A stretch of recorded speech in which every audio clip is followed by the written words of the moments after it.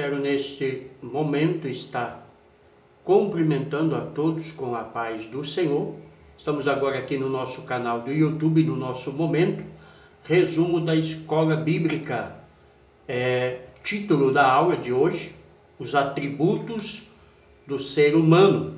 Antes de adentrarmos as aulas, quero convidar você que ainda não está inscrito no nosso canal do YouTube a se inscrever. É muito simples, né?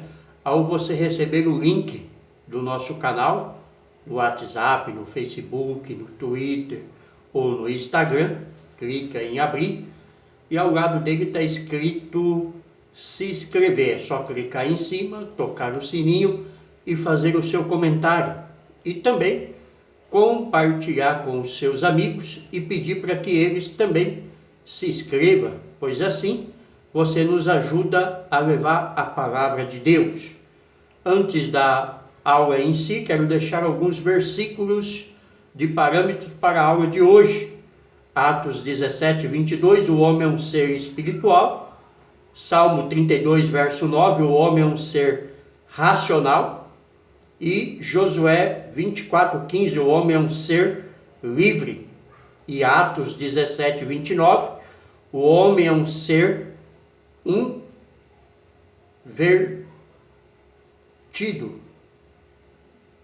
invencível. E Gênesis 2,15, o homem é um ser cultural. E Gênesis 2,18, o homem é um ser social. A verdade prática diz, no Salmo 32, verso 9, não sejais como o cavalo, nem como a mula, que não tem entendimento, cuja boca precisa de cabresto e freio, para que não se atirem a ti. Ou seja, a orientação do sábio Salomão é para sermos inteligente e sábio, e não como a mula e o cavalo. A verdade prática diz, criado à imagem de Deus, o homem é um ser espiritual, racional e livre, e criativo. Sua missão primordial é glorificar o Criador e Mantedor de todas as coisas. O texto de base para a aula de hoje é Romanos 12, versículo 1 ao 10, que nos diz assim, a palavra de Deus. Rogo, pois, irmãos, pela compaixão de Deus, que apresenteis o vosso corpo em sacrifício vivo, santo e agradável a Deus, que é o vosso culto racional. E não vos conformeis com este mundo, mas transformai-vos pela renovação do vosso entendimento, para que experimentais qual seja a boa, agradável e perfeita vontade de Deus. Porque pela graça que me é dada, digo a cada um dentre vós, que não saiba mais do que convém saber, mas que saiba com temperança, conforme a medida da fé que Deus repartiu a cada um. Porque assim como em um corpo temos muitos membros, e nem todos os membros têm a mesma operação, assim nós que somos muitos, somos um só corpo em Cristo, mas indissoluvelmente somos membros uns dos outros, de modo que, tendo diferentes dons segundo a graça que nos é dada, se é profecia, seja ela segundo a medida da fé, se é ministério, seja em ministrar-se e ensinar, haja dedicação ao ensino, ou o que exorta, use esse dom em exortar, o que reparte, faça com liberalidade, e o que preside, com cuidado, o que exercita misericórdia, com alegria. O amor não seja fingido, aborrecei o mal e apegai-vos ao bem. Amai-vos cordialmente uns aos outros, com amor fraternal, preferindo-vos em honra uns aos outros. Essa é uma grande orientação do apóstolo Paulo à igreja. Como devemos nos portar? Como devemos agir diante deste mundo, diante dessa sociedade e diante do que a vida nos impõe. O ser humano, ele possui vários atributos para viver e influenciar este mundo. Somos chamados por Deus a cultivar uma espiritualidade profunda, que reflita uma sincera devoção ao Pai. Somos chamados também a usar a razão, no sentido de compreender bem a realidade. Não podemos ignorá-la, pois foi Deus quem nos deu. Somos chamados a viver em santidade, jamais isolados das pessoas e da realidade. Somos chamados a ser livres na perspectiva espiritual, social e política. Somos chamados a trabalhar com criatividade para o Senhor e para o próximo. Em todas as esferas da vida somos chamados a glorificar a Deus e a revelar o seu propósito para com o ser humano. Você é chamado a edificar a vida de outra pessoa. Ou seja, nós fomos chamados para ministrar as pessoas, para sermos dispenseiros, para amarmos as pessoas assim, como diz o apóstolo João, como Cristo amou a igreja e se entregou por ela. A introdução da aula de hoje nos diz que, na aula de hoje, iremos estudar os principais atributos do ser humano, que são espiritualidade, racionalidade, socialidade e liberdade e criatividade. Esses são os atributos que estudaremos do homem hoje. Veremos que o homem, apesar da queda, continua a executar a missão que Deus lhe entregou no Éden. A desobediência humana não frustrou os planos divinos. Se Deus assim nos dotou, usemos cada um de nossos atributos para glorificá-lo no aperfeiçoamento destes. Leiamos a Bíblia, oremos, vigiemos, à noite e dia, evangelizamos e exerçamos o amor cristão. Em suma, paterna-nos de tal forma para que o Pai Celeste seja exaltado eternamente através de nossas qualidades espirituais, psicológicas e físicas. Ou seja, não podemos descuidar de nada da nossa vida, nem física, nem espiritual. Devemos orar e meditar na palavra do Senhor. Estamos aí numa meta de 9 meses. Lemos toda a Bíblia. O pastor nos desafiou, nos chamou a este propósito, porque ele sabe da importância que é estarmos estudando a palavra de Deus. Que o Espírito Santo nos abra o entendimento e leve-nos a conhecer as demandas e as reivindicações da palavra de Deus. A espiritualidade humana, tópico 1. Neste tópico, aprenderemos que o homem é também um ser espiritual. Vejamos, pois, a origem de nosso espírito, seu anseio natural por Deus e como ele pode ser revivificado em nós. A origem divina de nosso espírito. Após a formar Adão do pó da terra, o Senhor Deus soprou-lhe nas narinas o fôlego de vida. Gênesis 2:7. A partir daquele momento, o homem passou a ser alma vivente, porque Deus soprou em nossas narinas o fôlego de vida. Fomos feitos um boneco de barro, através do nosso pai Adão. Não tínhamos espírito, não tínhamos vida, mas Deus nos deu esta vida. O anseio natural do espírito humano.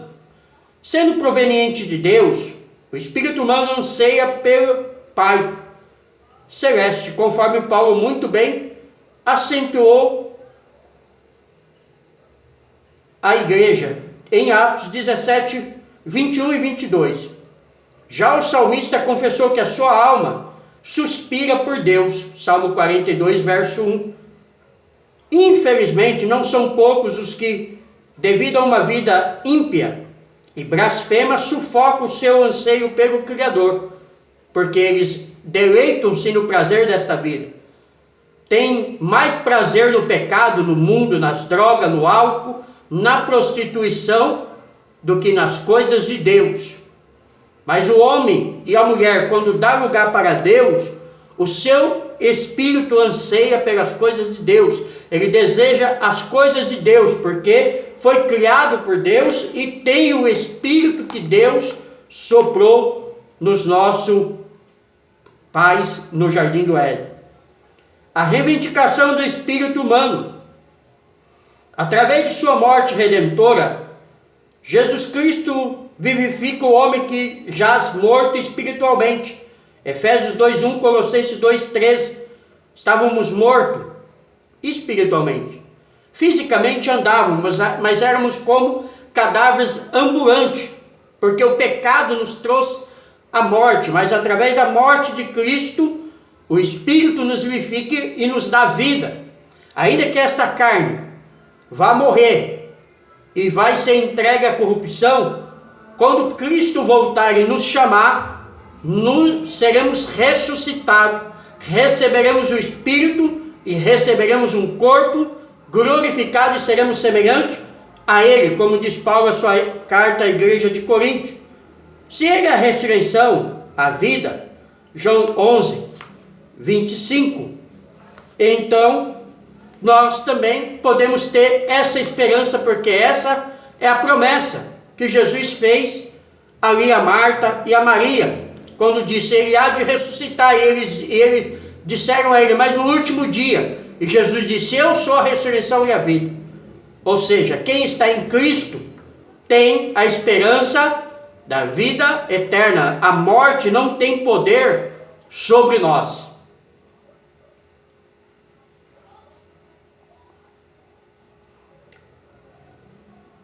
O que nos faz buscar a Deus? De onde vem a necessidade de termos comunhão com o Pai? Algumas indagações, algumas perguntas, a qual já foi respondida no primeiro tópico. O Espírito de Deus que foi colocado em Adão, e passado de Adão a sua descendência, é que nos faz termos o desejo de ir para a casa do Senhor, de adorarmos ao Senhor, de louvarmos ao Senhor. Pelo menos o homem e a mulher que não se entregam ao pecado e aos desejos do diabo. Pode-se distinguir o espírito da alma, sendo aquele a sede das qualidades espirituais do indivíduo, ao passo que nesta resistem os traços da personalidade. Estamos distintos entre si. Não é possível separar alma e espírito. Perman declara: a alma sobrevive à morte, porque é energizada pelo espírito, mas a alma e o espírito são inseparáveis, porque o espírito está entristecido na própria textura da alma. São fundidos e cadeados numa só substância. Aí está a grande explicação, né, por esse grande teólogo, grande escritor, sobre o espírito e a alma. O único que tem poder para separar, como diz a carta aos Hebreus, é a palavra de Deus. Tópico 2. A racionalidade humana.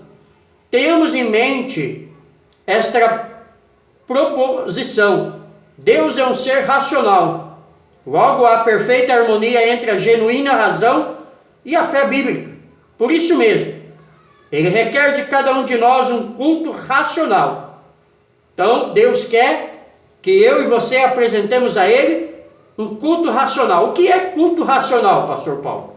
Culto racional é um culto com entendimento, é um culto com inteligência. Não é culto de menino, não é culto de bagunça, não é culto de revelação, simplesmente, mas é um culto que nós sabemos quem estamos adorando e a quem voltamos a nossa vida ao Senhor. Harmonia entre a racionalidade e a espiritualidade. A verdadeira espiritualidade manifesta-se de maneira racional, pois o nosso Deus é um ser racional. Ele não é de confusão. 1 Coríntios 14:33.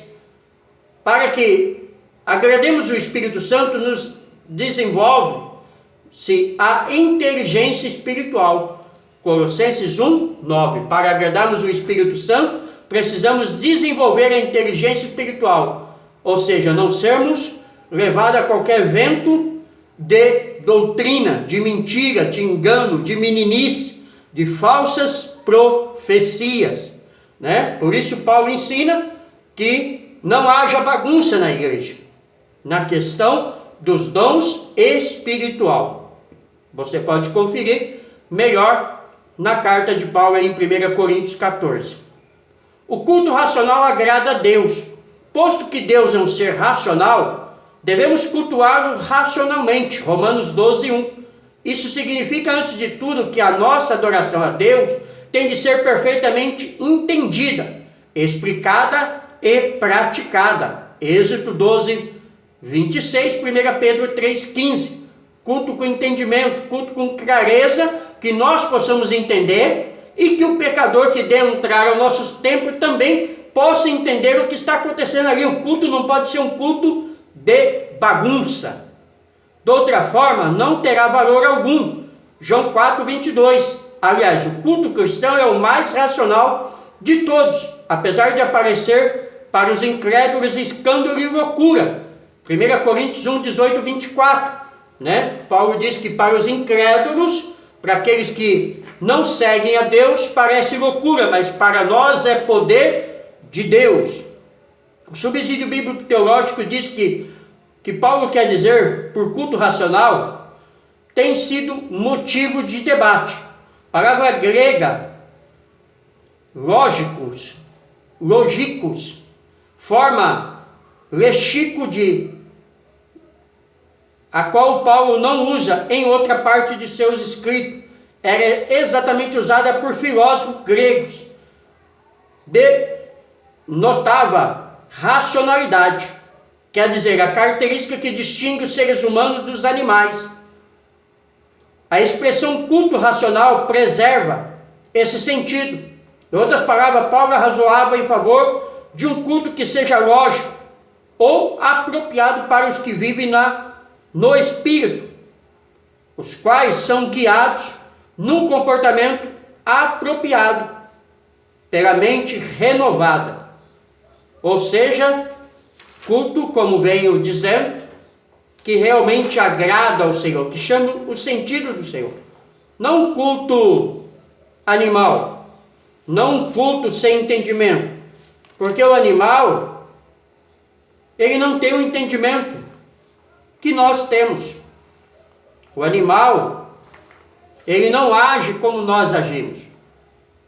O animal não sabe como prestar um culto a Deus, mas o homem sabe.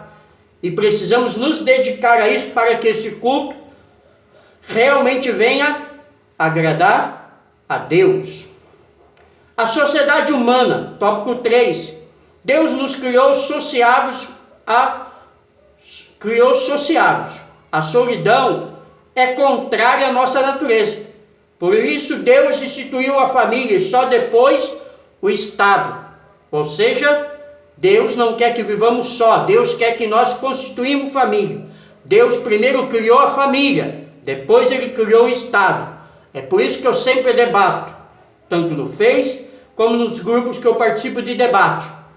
Se a sua família não está bem, a igreja não pode estar bem. Não tem como você ser um grande pastor, um grande ministro, se a sua família não estiver bem. A solidão é nociva ao ser humano.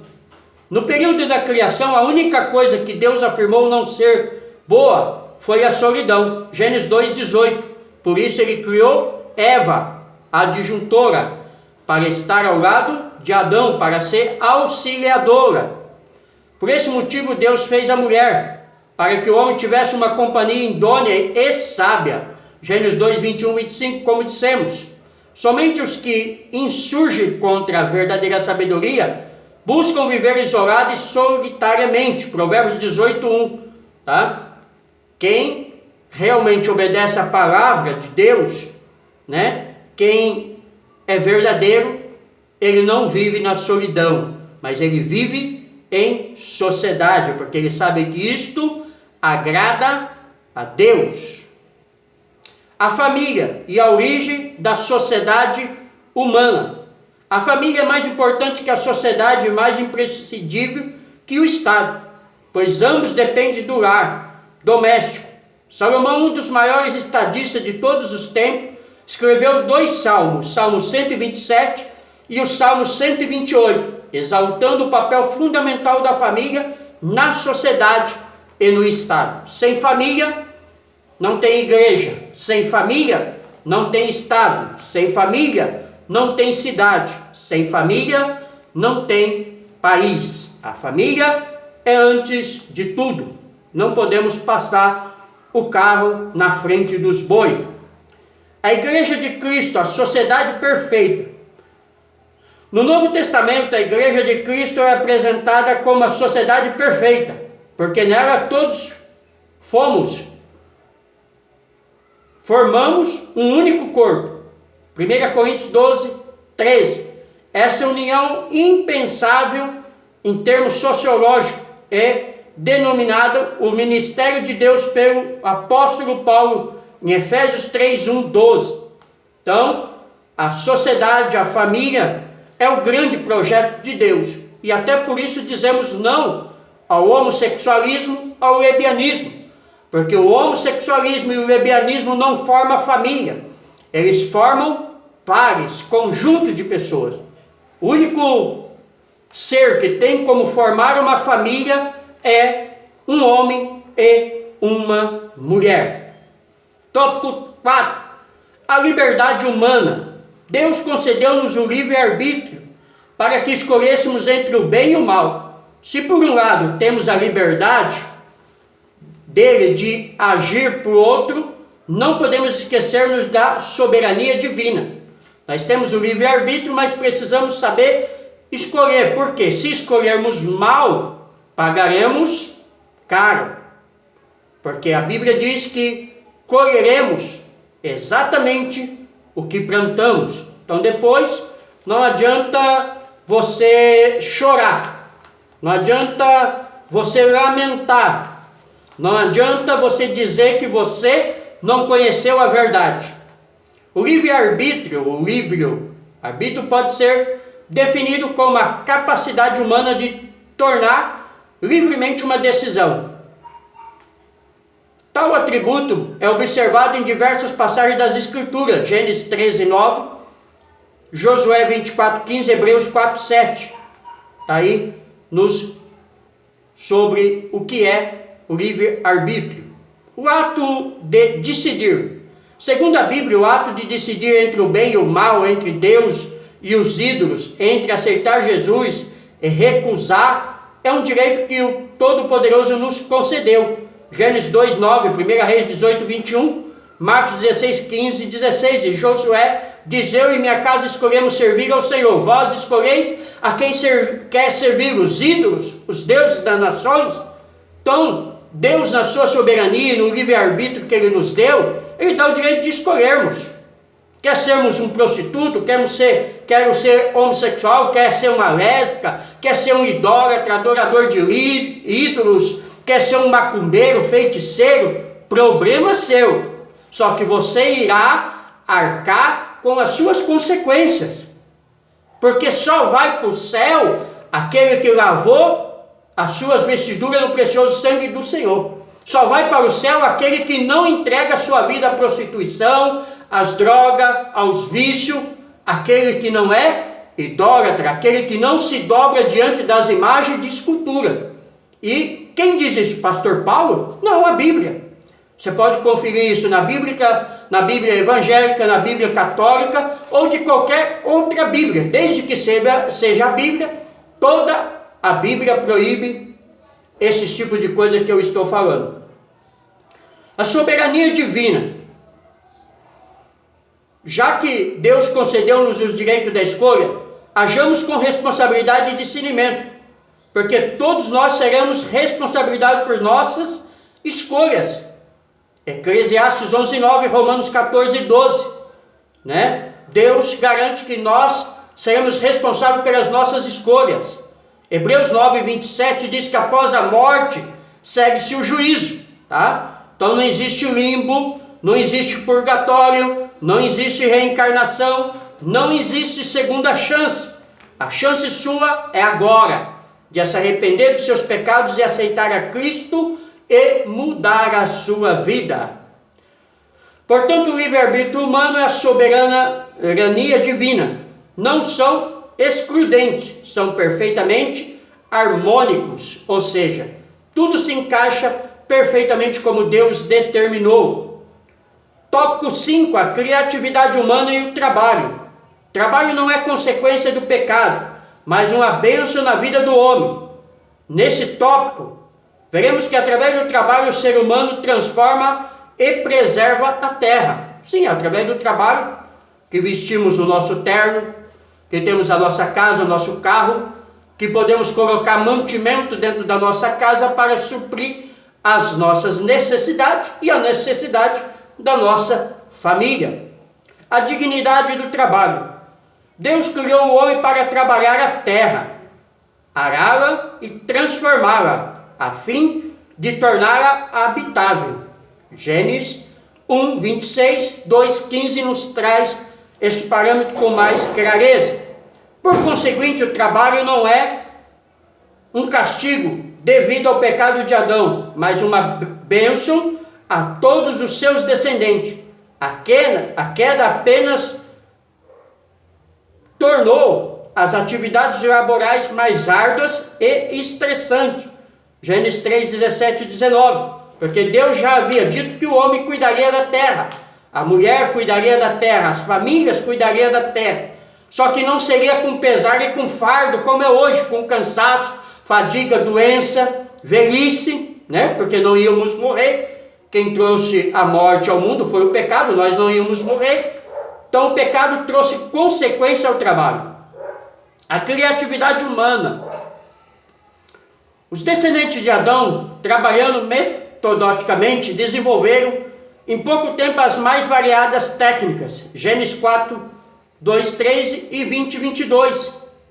Tiveram a capacidade de construir uma torre e dizia, essa torre chegará ao céu, a torre de Babel. Mas Deus não permitiu tal ousadia do homem, mas mostrou que o homem conseguia empreender. Rapidamente evoluíram. Na terceira geração, já dominavam a agricultura, a pecuária, a metalurgia e a arte musical. E isso eu pude conferir nessa semana. Como eu disse, estamos lendo a Bíblia, estamos aí em um método de 9 meses e lemos a Bíblia. Hoje terminei o livro de Gênesis e cheguei ao capítulo 15 de Êxodo. E mostrou-nos exatamente isso. A partir da Torre de Babel, o homem já dava mostra de ter condições de dominar todo o planeta, em virtude de sua criatividade. Gênesis 11, 6, como dissemos. Todavia, jamais poderemos ultrapassar os limites que o Senhor nos estabeleceu. É isto que o homem não pode esquecer. Deus dá-nos um limite até onde podemos ir. O subsídio teológico diz que quando chegamos no Novo Testamento, a primeira coisa que notamos é que todo o povo de Deus é dotado e chamado para fazer várias obras pelo Espírito de Deus. Veja, por exemplo, Atos 2,17, 1 Coríntios 12,7. E não apenas as pessoas especiais como o artesão do templo, reis ou profetas, colocado no contexto do Novo Concerto. As passagens do Antigo Testamento, citada há pouco, provém ilustrações bíblicas para uma compreensão carismática de todos os tipos básicos de trabalho humano. Todo trabalho humano que seja complicado ou simples é possibilidade dado pela operação do Espírito de Deus na pessoa que trabalha. Como poderia ser diferente se a vida inteira do cristão é por definição uma vida no Espírito? Então o trabalho não pode ser exceção, quer seja trabalho religioso ou trabalho secular, trabalho espiritual ou trabalho mundano.